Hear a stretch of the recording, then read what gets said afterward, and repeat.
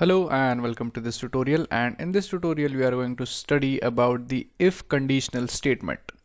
Now let's say if your JavaScript program at any moment wants to make a decision. So it could make decision by using the conditional statements. So the if is nothing but a JavaScript statement which allows your program to, let's say, take a decision based upon some condition. So let's say you want to create a JavaScript program which analyzes a particular condition, and depending upon that condition it is going to decide whether to execute some code or not. So if you're finding this a bit confusing, then follow along, you'll get it later on. So let's initially start by creating the if statement or the if condition. So let's say if we want to check if a person is adult or not.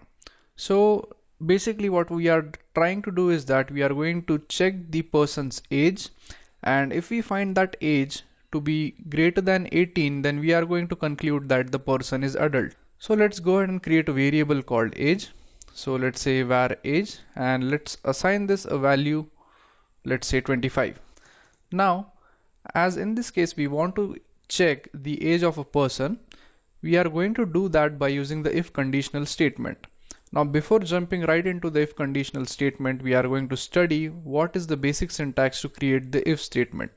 So in order to create an if statement, we type if, then we have parentheses, and within this parentheses we'll have the condition,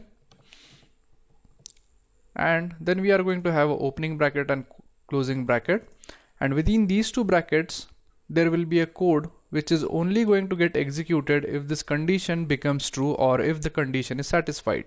So in this case, as we want to create a program which would determine if the person is an adult or he's not, so in order to do that we are going to check the age of the person. So in this case the condition is going to be checking the age if the age is greater than 18. So in the condition right here we are going to type if age is greater than or equal to 18, that means if a person is 18 years of age or more, then it is going to execute this line of code which we are going to write here.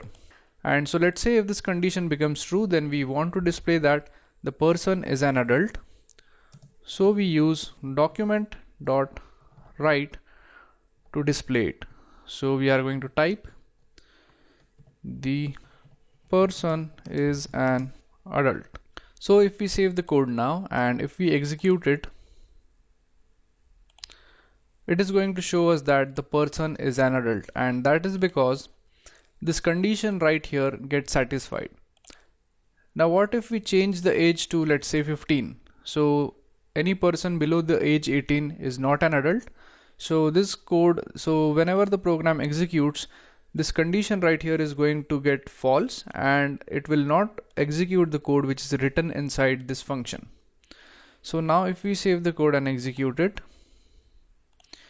we are going to get a blank screen, and that is because our condition right over here, that is this condition that age is greater than or equal to 18, becomes false. Now again if we change this to, let's say, 85, and if we save it and execute it, it is going to display us that the person is an adult. So basically in this tutorial what we have learned is that how you could use the if statement in order to take some decision.